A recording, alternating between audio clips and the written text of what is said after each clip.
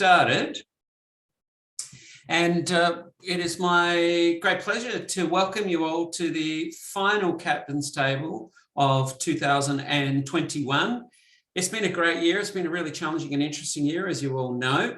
We've tried to bring you topics that are really relevant and very practical at a very low cost. So we've had some great speakers. Everything's been recorded the past 2 years while we haven't been in person. So we've got a really good library of some great topics. And if any of you are interested in some of the past topics and you weren't able to make it, just drop me a line and I might be able to help you with the recording. So thank you those. We've got many people joining us today that have been to just about every Captain's Table in the past 2 years. Thank you very much. And thank you for those of you that are regulars, that are joining us for the first time as well.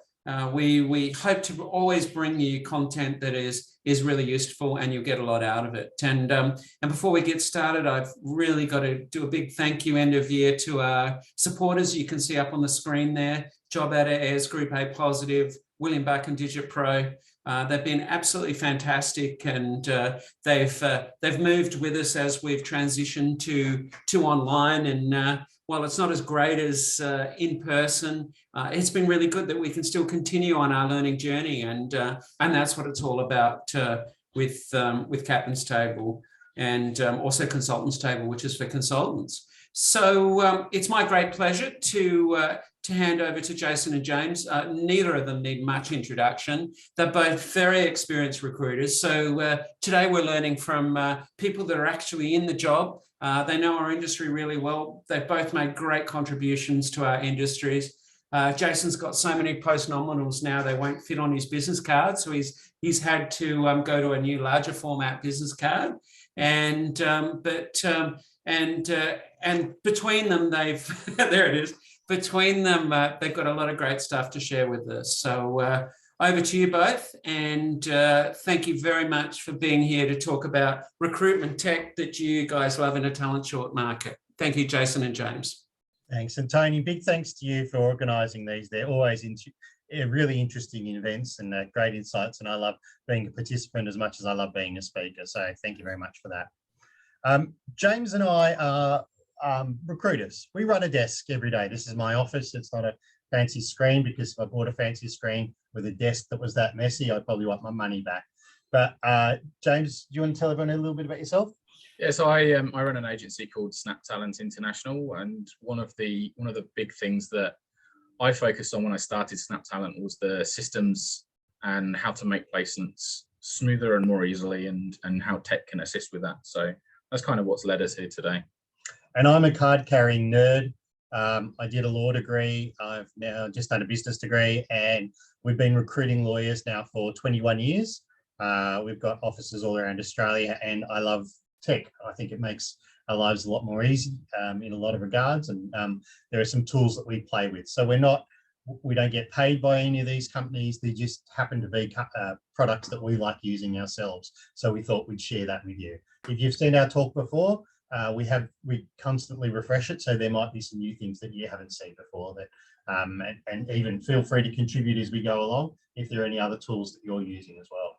And it's all tools that we've tested or using or used in our businesses. So it's generally not stuff that we haven't had a little look at and a play around with. Yep. Can you kick off? Yeah, you need to share the screen again.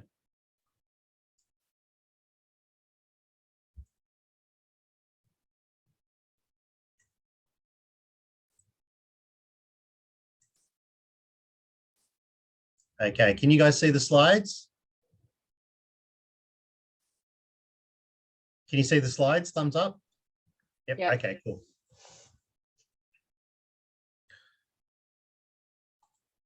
So I always like starting with a question of what's my favorite all-time tech tool, and this has still stayed the same for the last couple of years, and that has to be the scheduling tool. So I personally use Calendly, and they have a freemium version and a paid version. So I have this integrated into a couple of different places, including my email signature, on our digital marketing funnels. So there's a lot of different appointments that can be booked. The only downside with having it so public is sometimes I get candidates that find the marketing links and try and schedule strategy sessions with me, which is designed for client engagement. So that is the only downside, and Calendly have kind of solved that recently, where you can have a one-time link. So if you're sending out links to candidates that you don't want to be shared, it can be a one-time link that does expire. So that's quite a cool feature that they've added in. And this stops so are you free at 2 o'clock on Tuesday? No, I can't do 2. How about 3:30? And the backwards and forwards, which is not productive. It's a complete waste of time. So this way, we've saved, I reckon I saved about 2-3 hours a week on this. And the best thing is when I want to schedule appointments, it's also integrated with Zoom. So someone can book an appointment and the Zoom link will already be done. So it saves quite a few manual steps in the process. And that's a lot of what we'll talk about today, is just saving you time on grunt stuff. So I have this within email templates within my ATS. So the ATS that I personally use and Jason uses as well is Job Adder. So having it in an email template, if there's an email that I write more than once, I try and create a template out of that. If it's something that I'm writing, then the likelihood is there are going to be other people that want to write the same email. So it just saves that time, and the Calendly creates that lack of backwards and forwards. The feedback from everybody is generally quite positive. When one thing that some people say is, "Oh, you're being lazy." So having the calendar link, but having the option for a candidate to just reply with a time they're available, or a client with a time they're available, kind of stops that "oh, you're being lazy" question or statement from people. But I find that 95% of people just click on the link and book a time. Yeah, and I'll sometimes put language in it, like, "Jenny, please give me a call if you want to arrange a time," or if easier, "here's access to my online diary." Proposals. So gone are the days, I think, where you can just send a boring PDF with your terms and conditions. So we've used proposal software for a number of years. There's a number of them out in the market. PandaDoc is the one we use. There's an Australian one called Quiller, QWILR. And there's a whole category of these tools that you can find. PandaDoc works for us. And what I like about it is when a potential client rings up, we can send them a template that we pretty much just change the name and address and it sends it out. And it's got beautiful graphics, it's got pictures, it's got video testimonials, it's got our terms, and it's got the ability for them to sign straight away. The other thing is it's a smart document, which means if I want to trawl into the analytics, I can. So I can see how long they've spent, for example, on the pricing page versus the testimonial page versus the terms page. And that gives me a little bit of insight when I'm negotiating with clients. So I don't use proposal software. I still use a boring PDF, but I do use digital signing tools, which again allow the tracking. And we'll talk a little bit about that in due course. So this isn't a recruitment specific tool. There's a couple of admin tools that I wanted to share quite quickly. This one is essentially replacing an internal bookkeeper in a business. It allows you to do reconciliations. It links up with Xero, and I think they've just released an integration to MYOB as well. So you can just literally take a picture of a receipt with your smartphone on their app, and it pulls the information from that receipt. They've got an email address you can forward all of your incoming invoices to for your bill payments. They have integrations into a couple of different places. So for example, LinkedIn, it will automatically pull the invoices in. So it just saves a lot of time. It means that you don't have to deal with as much paper. And it's again, a process that makes reconciliation and the reconciling accounts very, very quick and straightforward. And it learns. So if you buy something at Bunnings and you put it down as office supplies, it will recognize that next time. So you do save a lot of time. This is a new one that I've recently started using, and this has come about because of the way that we were scheduling invoices was, Xero don't have a great functionality for sending out invoices down the track. So it's great for being able to send an invoice now, but if you've got an invoice that happens, so say I'm invoicing on the start date of a candidate start date rather than on the placement date, and that might be in 2 or 4 or even 6 weeks time. So this allows me to schedule that invoice so it automatically gets sent out. The emails that it creates is a nice looking template rather than just a plain email. It is a free tool that you can use if you are sending less than 30 invoices a month. I wish that I was sending more than 30 invoices Yeah, a month, no, that works me out. I've got about so that I 4,000. could pay them some money. But I've only just started using this last month, and it's working very well so far. You can customize the email address that it's being sent from, so it can go from your accounts department email address. So this is a really timely issue because I just sent an email around to my staff because I like to just get the job off the desk. So when I make a placement and I know all the numbers, it's fresh in my mind, I basically draft the invoice, and then either I put in my calendar to send it on their start date, but more often than not, I email it straight away, but I post date the date of the invoice to the starting date of the person. Some of my consultants don't like it when I do that. They think it looks a bit greedy.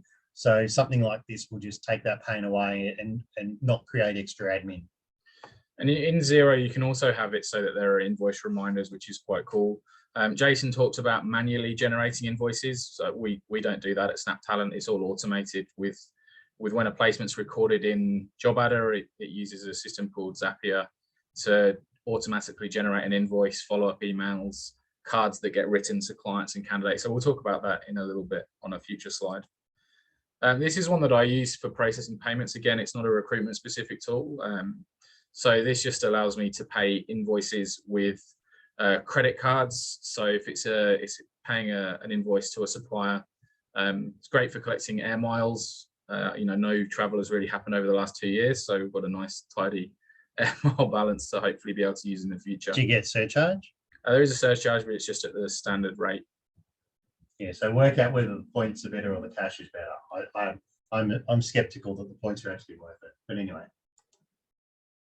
SendSpark, love these guys. So this is actually the lady who runs SendSpark out of New York. And what it is it's an ability to send emails. So one of the things I wanted to talk to you a little bit about is sourcing. So my good friend Adele Last is on the call. So if I notice that I've got a great job for Adele, I can send her some bullshit. Dear Adele, I was thinking of you for this opportunity. Or if I know her well enough, I can do a quick video that I personalize for her. But I guarantee, when people are getting 42 zillion emails a day, having a point of difference and maybe personalizing it is going to get you a lot more clicks. So it's not for everyone, it's not for every role, but there's a good opportunity to use video. Just be prepared not to make it too cheesy because it might get shared.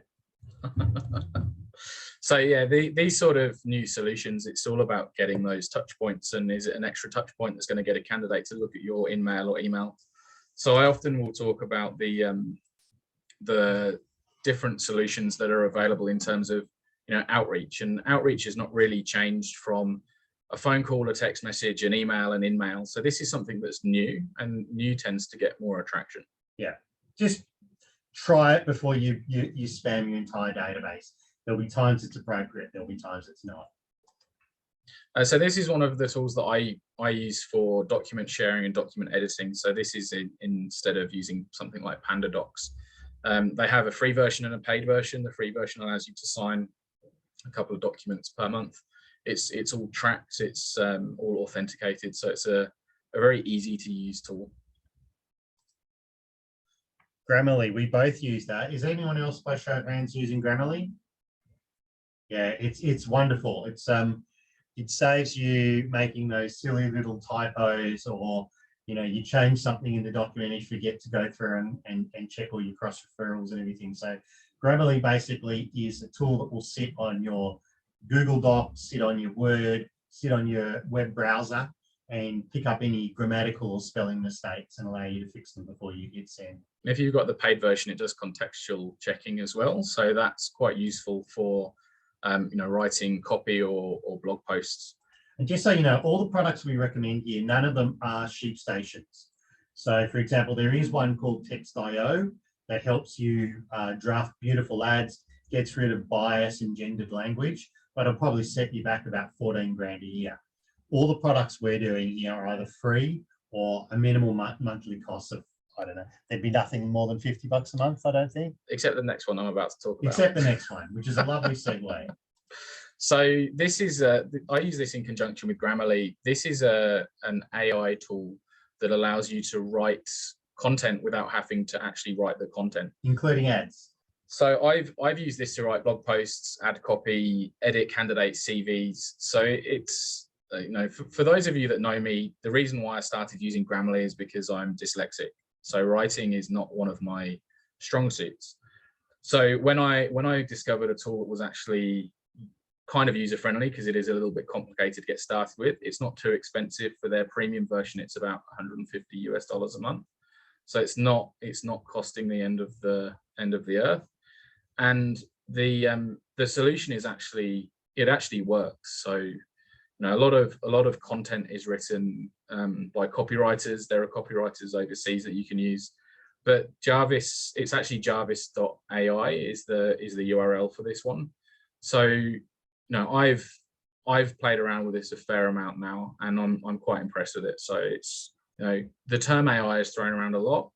Artificial intelligence or machine learning, and this is one of those ones that's if you understand how it works and you follow their instructions, it works quite well. We've had a lot of false dawns with AI, particularly on the ATS front with automatic matching and stuff. It just isn't at that level, but Jarvis, from all accounts, has hit the mark.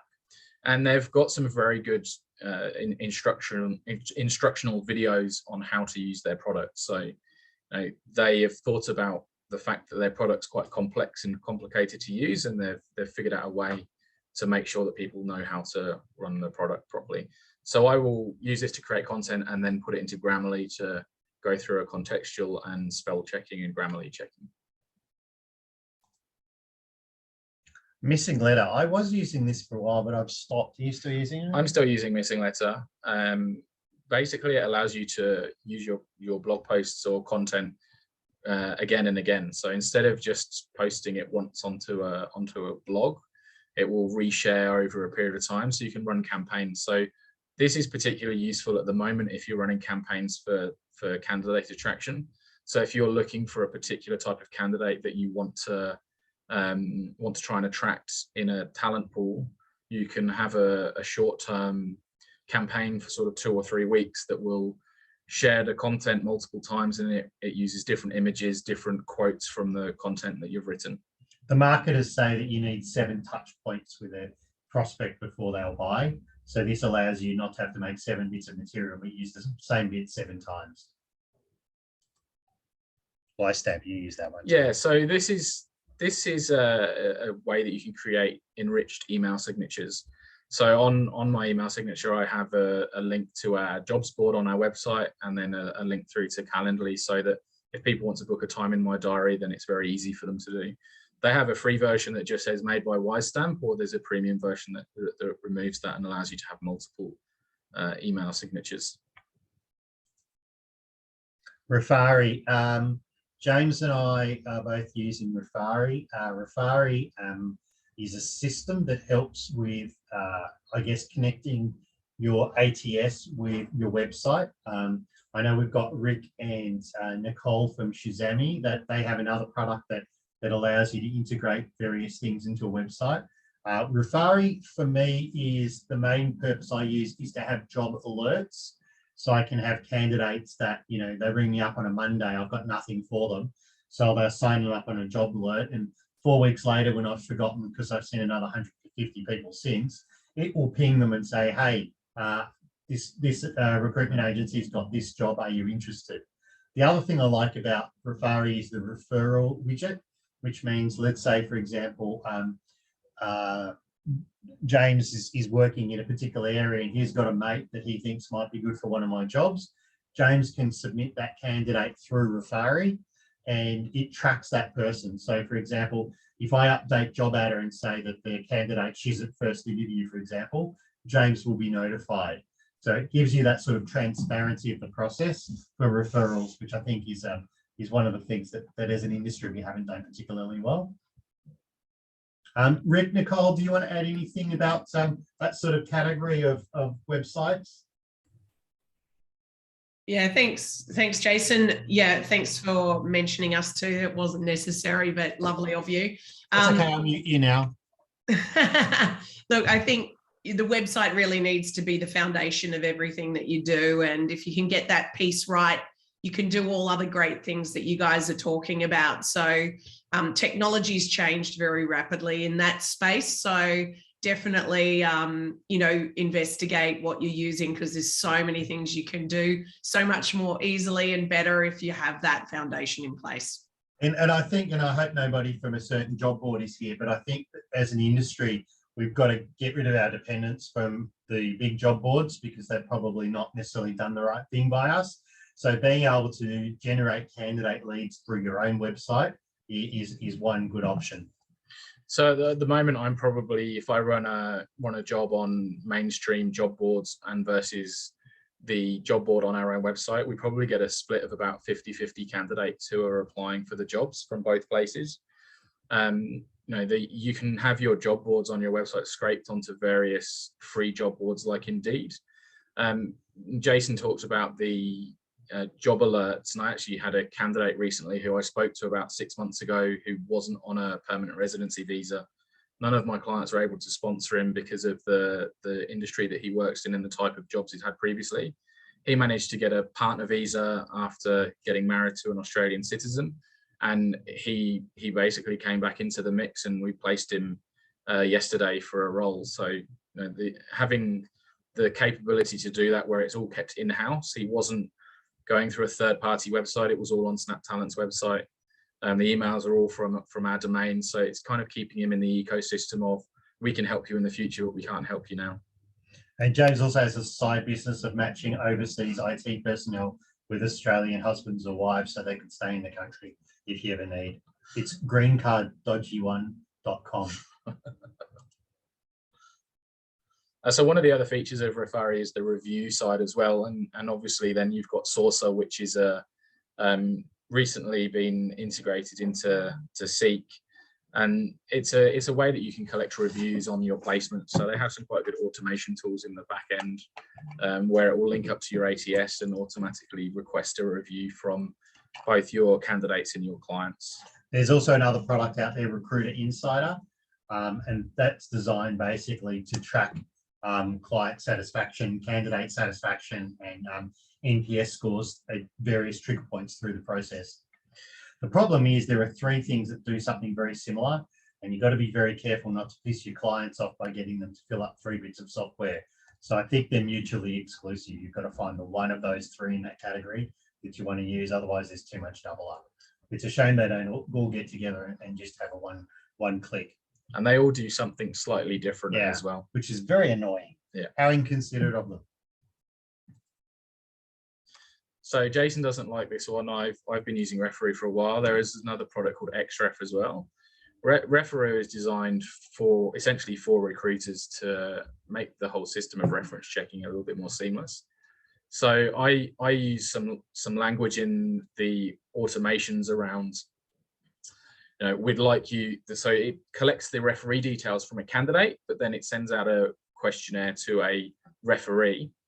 And the language we have in there is around, we'd like you to fill in this form, but if you'd like to speak to us on the phone, please click my Calendly link. So part of the problem before was if a referee just wants to speak to you on the phone and doesn't want to fill out a form, or they think that they're just, you know, you're not doing your job properly. Now, you know, that language alleviates some of those concerns for them.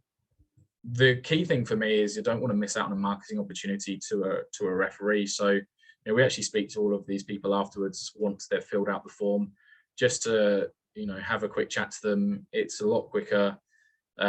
Referee also allows us to collect all of their contact details and get them to opt in for marketing as well. And as I said, Jason doesn't like it.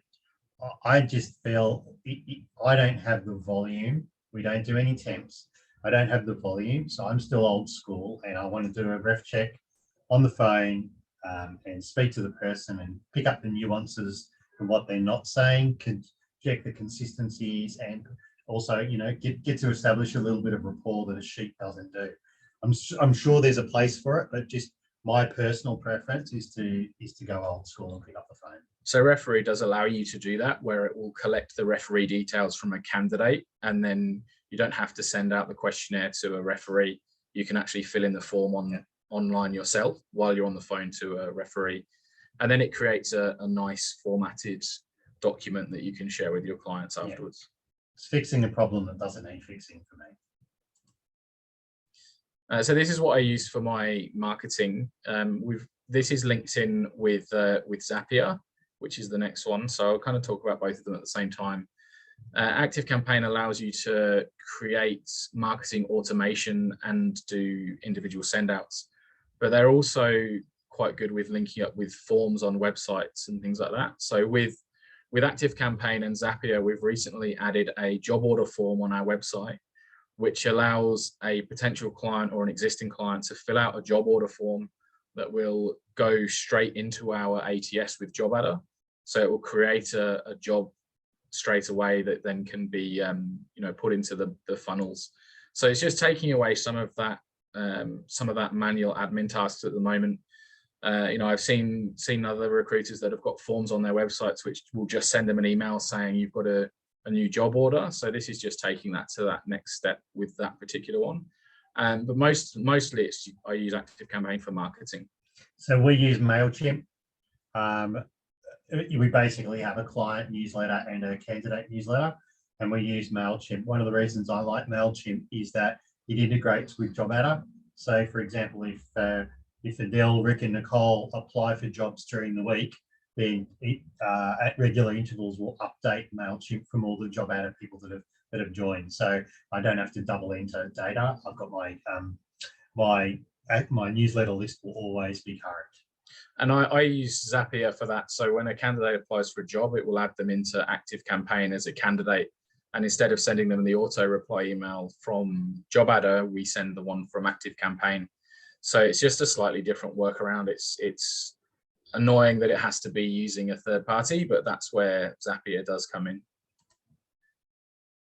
So there's a lot of manual tasks that can be automated. So my favorite one is when we make a placement in the system, it will automatically generate a draft invoice. It will automatically notify management that a placement has been made. It will automatically send out a handwritten card to a candidate and a client after the candidate started. So with some of these automations, it's quite important to make sure data is accurate, and that if a placement does bounce, that it's updated in the ATS, because if that doesn't happen, then you can have a problem.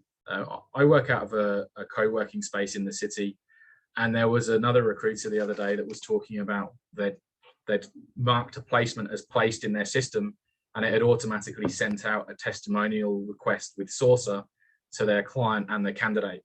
The candidate hadn't formally accepted the offer yet.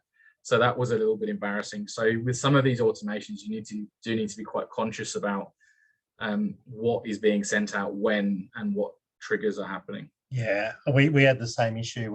We did our Christmas card list yesterday, and we were going to send a letter to a candidate who had bounced within guarantee period at the work address, which would have been insult to injury. So there's no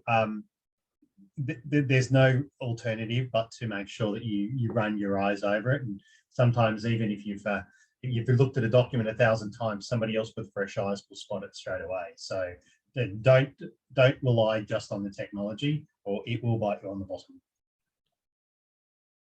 But Zapier can basically, anything that you can imagine to be automated, it generally will be able to help with that. It links up different systems and runs workflows. Yeah. Another one to be careful of, traps for young players, is sending out a mass email to people to tell them about job opportunities that you might have, and having somebody that you've placed within that list.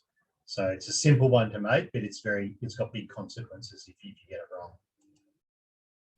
So Handywritten is what I was just referring to around the handwritten cards. It's a company in the US, and they actually have robots with pens that write handwritten cards. You can upload your own handwriting.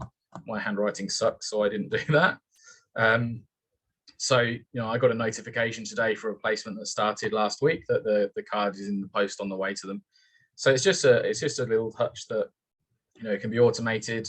It's one of those ones that probably doesn't need to be automated unless you are running a large temp desk or you've got that volume. But it's one of those things that, especially in the tech space and tech recruitment, that clients and candidates that I work with kind of think it's a cool thing to have. Yeah, before you go, James got married a few years ago, but before that he was recognised as Sydney's most illegible bachelor. And texting platforms, there's a lot of these texting platforms that integrate with different systems. We use Textus as our one. If you're doing any work in the US, they have got the new compliance laws that are in the US to make sure that you can actually still text people, which is good. I've got a pair of socks with Textus. Did they give out socks or something? I think they probably did. Yeah, okay. Socks were a popular merch item for a while. Yeah. So, you know, within JobAdder, they have a couple of different integrations, even down to basic ones where you can purchase credits and send an SMS from your regular number in the system. I got to tell you, I would be so cautious to use this. I've had the Clive Palmer, Craig Kelly spams, and it just pisses people off. So I think there's a time and a place. I think if you're speaking to somebody and I'm on the phone to Adele and I'm trying to organize an interview, I think SMS has a place there, but just an unsolicited SMS marketing thing in my market in lawyers would go down very badly indeed. There may be different markets and I can't comment for all, but I think just use an air of caution about this one. So we generally only use SMS for candidates that are already engaged. If it is an initial outreach SMS, it's asking permission to text them. Yeah. And that seems to have the best response. Yeah. But the SMSs from Textus come from a mobile number that's different to my Snap Talents mobile. But if they do ring it, it will get diverted to the office phone. So it's not from a random number or just a company name. So they can text back, and it is a fully integrated two-way communication platform. So just be conscious of, and you guys are as experienced as me, so I don't want to feel like I'm lecturing you or telling you how to suck eggs, but I just shared an email with my team this morning that I wouldn't mind sharing with you guys if that's okay. So this is a random email that I got. Heading cleaning near you from Ray Fountain. Hi, I'm in your area and would be happy to visit your business and submit a bid for your recurring weekly or more janitorial and disinfection needs. Would you like to compare pricing on your office cleaning service? I'd be happy to provide you with a no obligation quote on your facilities cleaning. Please simply respond and I will send next steps. Thank you, Ray Fountain, CEO, Amelia Building. So I said, yes, please come next week. Ray's address is 3068 Lane Avenue North, Jacksonville, Florida. So just think about who your audience is, no matter what email you're crafting. And I'd be very keen to see if Ray's going to pop around next week and do the vacuuming. Content studio. So there's a lot in this category, which is basically like a multi-poster for social media. So you don't have to log into LinkedIn, Twitter, Insta, TikTok, whatever you're using. You can basically go to the one place, add the copy and the graphics, and one click send it out to all those different sites. So there are other ones like Buffer or Hootsuite. There's a whole category of these multi-posting tools.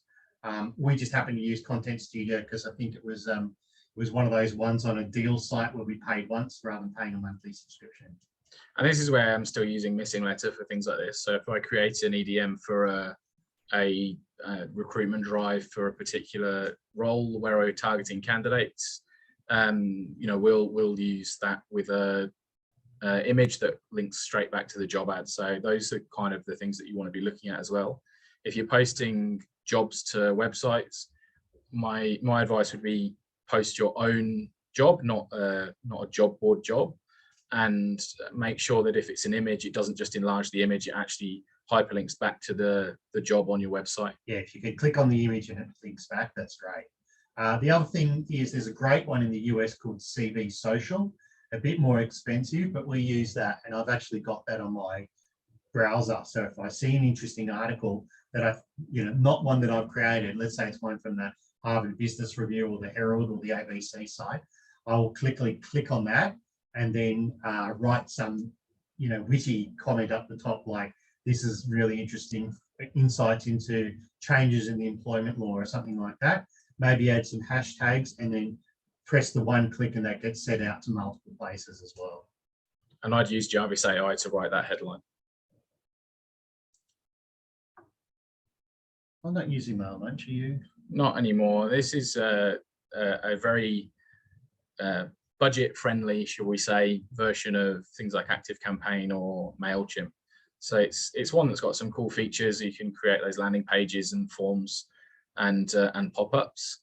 And pop-ups are another good thing that on websites. So if you've got a form, instead of creating it as a form that clicks through to a new page, having it as a pop-up means that, again, you're keeping that web traffic on your browser where you want them to be. Although some people have pop-ups disabled, and it can cheese people off as well, particularly the ones where you're just trying to get out and they keep hampering you. And so, especially with today's market, if you're getting a candidate that you really want to try and present to a client, reverse marketing is becoming a lot more prevalent at the moment in the market. You might have a candidate that you're trying to send out to sort of 3 or 4 places at the same time. AllSorter allows you to format those resumes very easily. It puts it into a nice format. They do have some AI functionality around creating the candidate profile and using your combination of your notes and their resume to create that.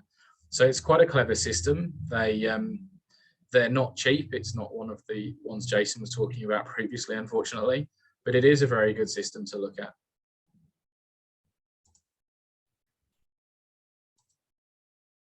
Some plugins. I'm not using the first two. Do you want to talk to them? Yeah, so Ghostly is an ad blocker, essentially. It just allows you to have a little bit more control over what information is shared with different websites. Sit Click to Call is a very simple Chrome plugin that turns a URL, a phone number, into a URL. So it works across any website that you're using. You do have to set it up. So if you're using an inbuilt phone system within your computer, or if you're using a system that links up to your smartphone where you can click on a number and it will automatically dial. So it's not something that's super complicated, but it just saves the time of typing in a phone number. So if you're going through a call list trying to get hold of candidates and you're typing in every single number, there's definitely quicker ways to be doing it with things like Click to Call. And the other one is Password Manager. So I use LastPass as a password manager. I did have a phone call from Jason the other day asking me what his password was for LastPass, which was quite funny. But with all James is the best IT help desk. If any of you have any queries, anytime, day, night, up to midnight, I'll give you his mobile. Just call him up. He's great. Particularly if your printer drive is not working, or they'll even come to your house. So this great feature on smartphones called Do Not Disturb. Lusha is a brilliant Israeli company that have made finding contact details quite easy. So, for example, if you're on a LinkedIn page and you've got the Lusha Chrome extension, you basically click a button and it will pull out Tony's mobile phone number, email. Often it's more the work email than the personal email. Sometimes can get lucky. And it's one of those ones where you buy credits. So you can start off on a free plan, and then as you use it more and more, you might want to pay for the credits. Often you can reverse engineer a lot of the stuff anyway, so you don't have to pay for the credits.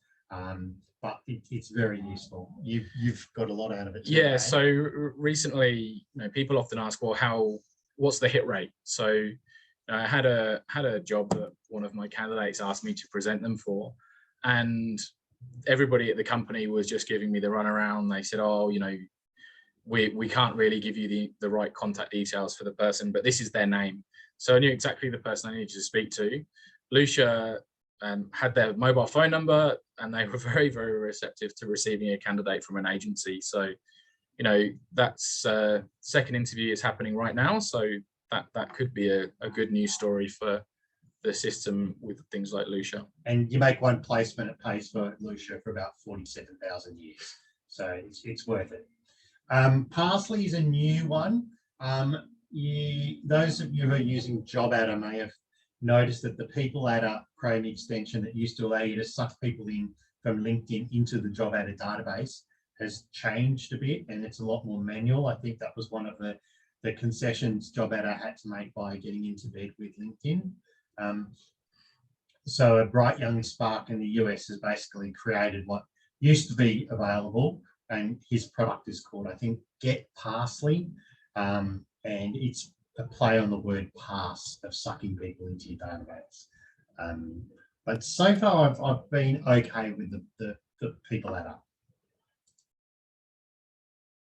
So it's just some additional tips around, automations. And one of the big things that Jason and I are doing is we'll do a regular audit of what we're using. So, tech changes on a daily basis at the moment.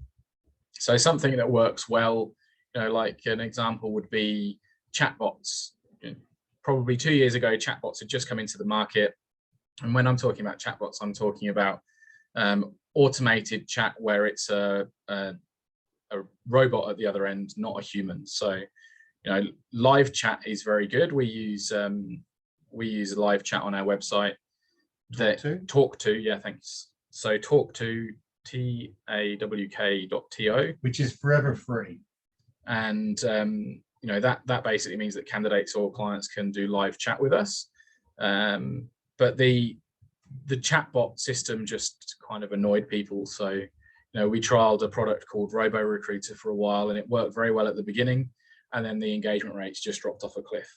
So, doing those regular audits is very important to make sure that the tech's still. Also, if you're like me, I sometimes get up in the middle of the night and then check my iPhone, and before you know it, I'm chasing rabbits down holes and looking at different things. And occasionally I go to pages like Get Out or Product Hunt, and I've subscribed to some bit of software, and then I do an audit 4 months later and realize I've been playing with something that I've never actually used.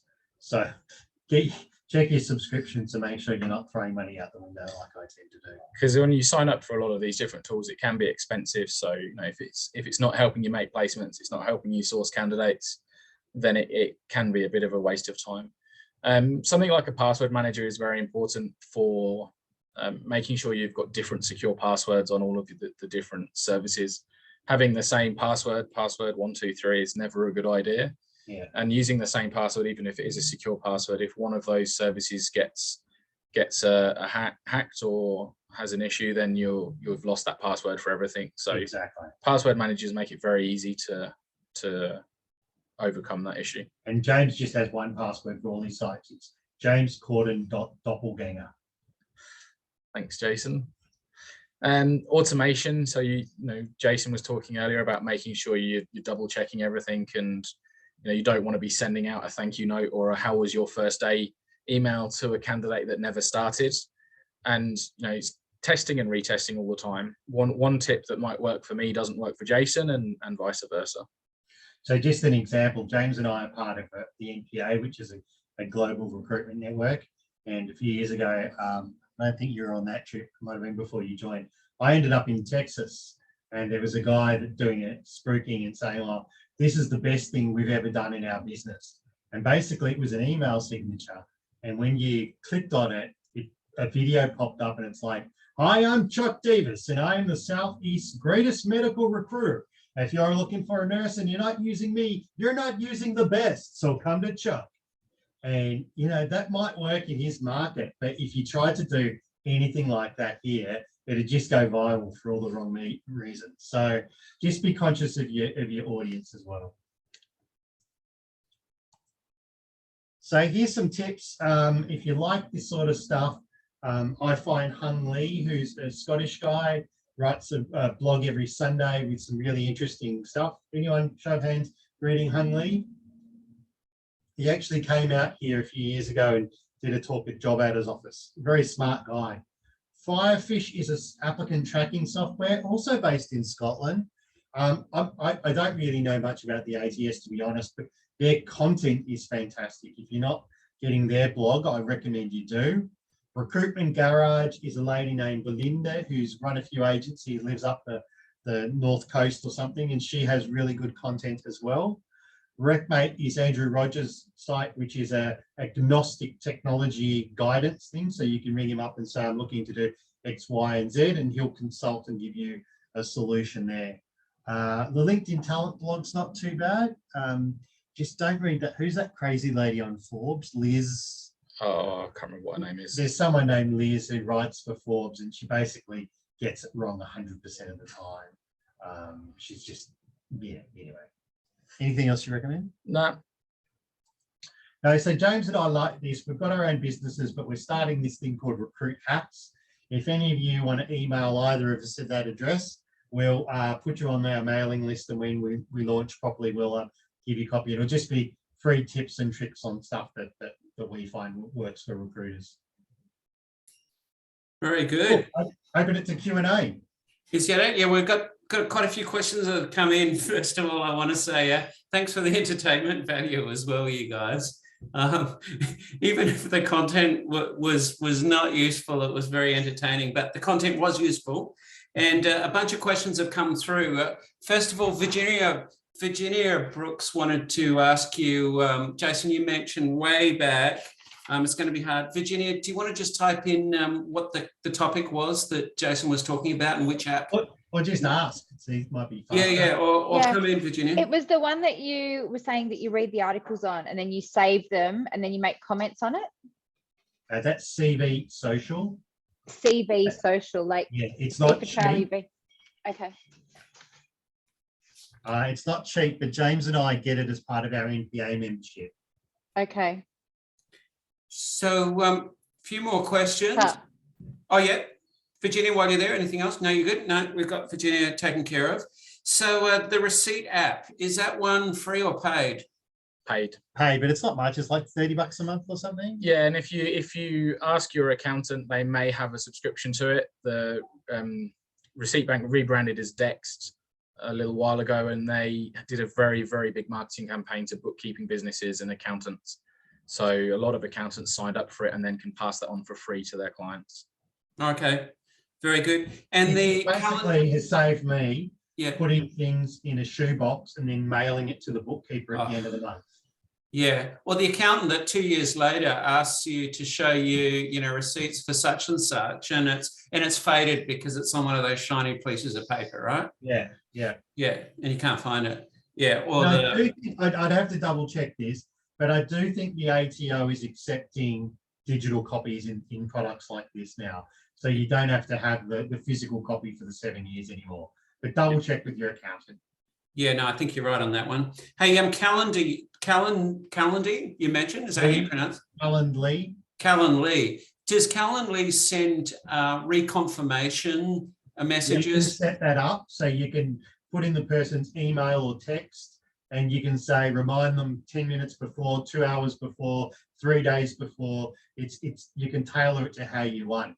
They've added in a new functionality which is called workflows as well, so it can do a whole host of other things now as well. So, if you wanted to get a feedback form filled in on a Google form, for example, post interview, you could get that set up. So they've got a lot of automations. They're very focused on developing the product, which is good. And drop-off rates have really disappeared with that.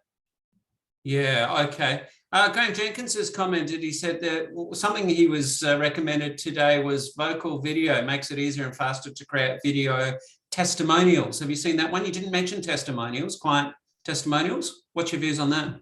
Yeah, so client testimonials are through Sourcer or Recruitment Insider or through Refari.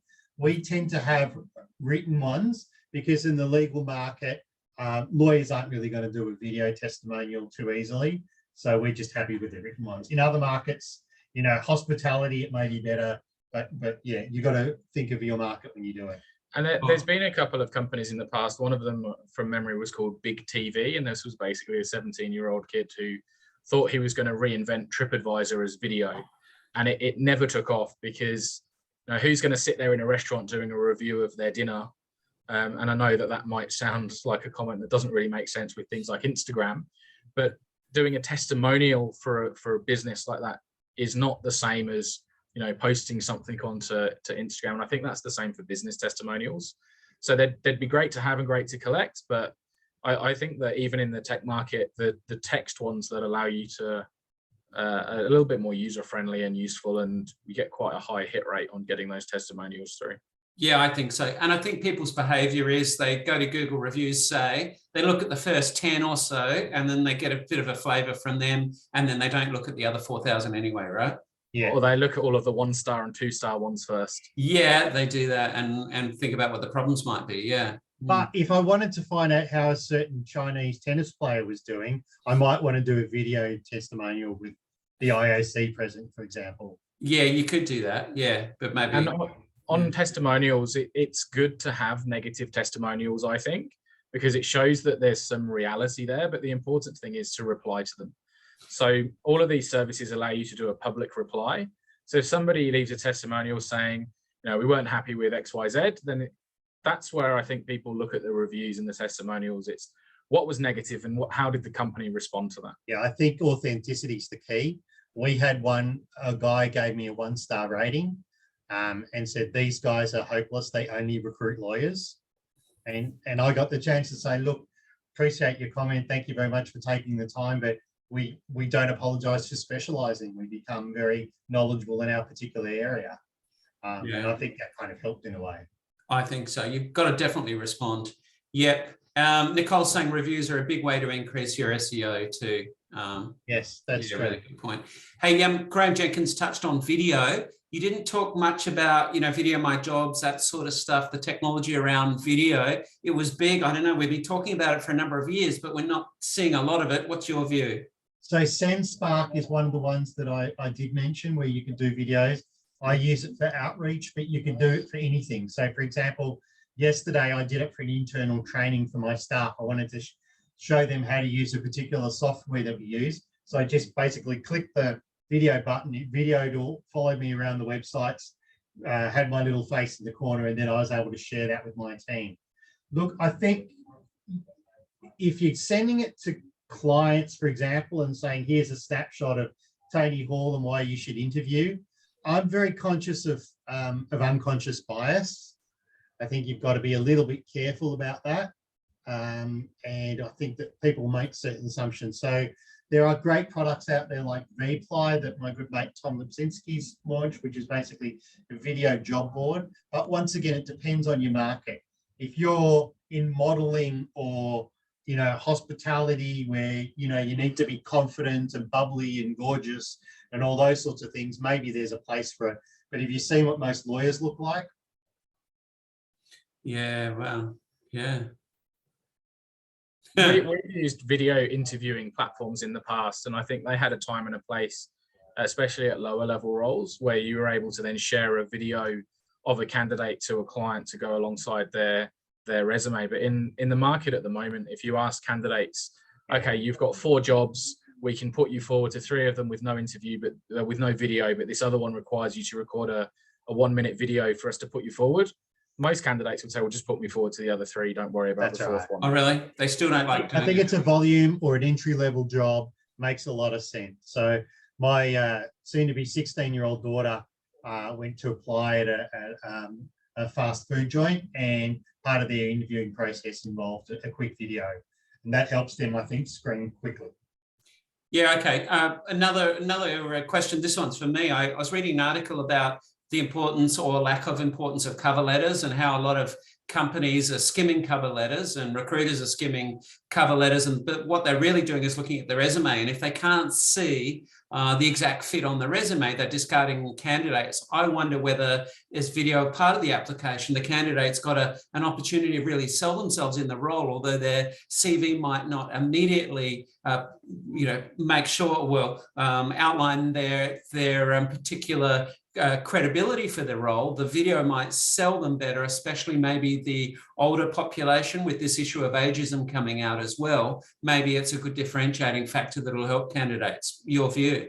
So we have the option for candidates to record a video cover letter when they apply for a job via our website or via a job board. So when it comes up and it says, would you like to record a video cover letter? Historically, we probably got about maybe 15% of people recording a video cover letter. Most of those were at more junior level roles. At the moment, I reckon that's gone down to about 1%. So less than 1 in 100 candidates are actually bothering to record that video.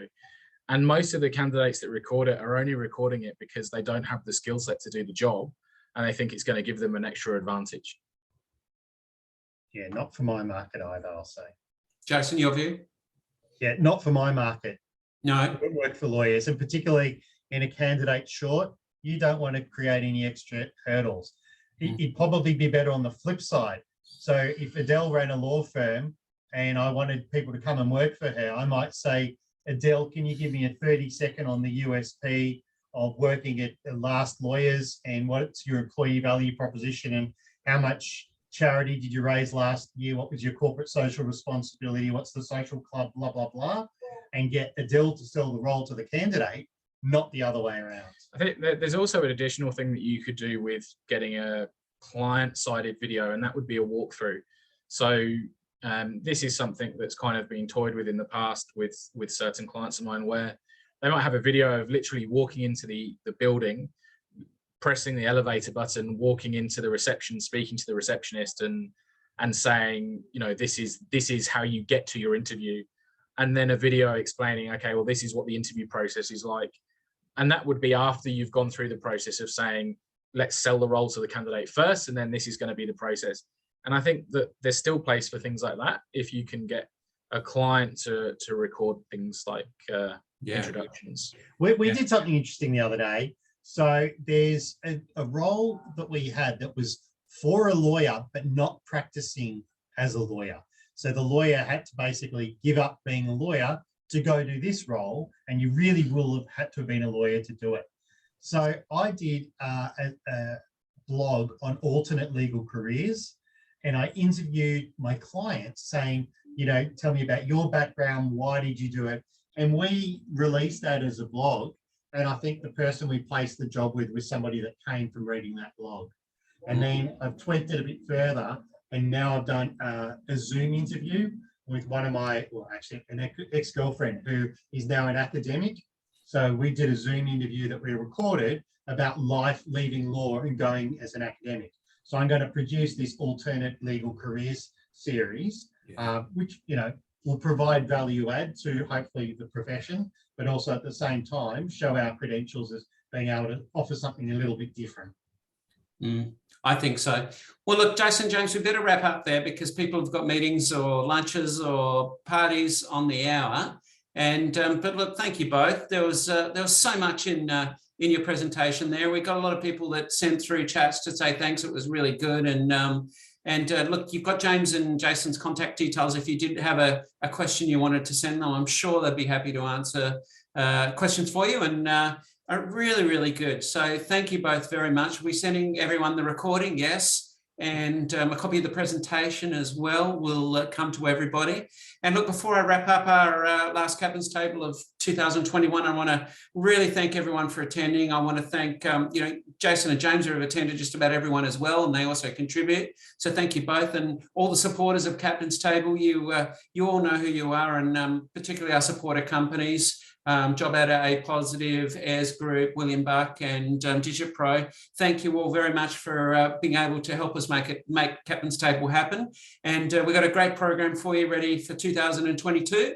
And thank you so much, everyone, for being with us. And just very quickly, I know Tim Payne might be on the lookout for a new job. If he offers to send you any videos, please don't accept them. I won't. No, maybe he can be a guest speaker later, but not now. Okay. All right. Thanks for that, Jason, James, and everybody very much for joining us. And have a great break and New Year, everybody. We'll see you next year.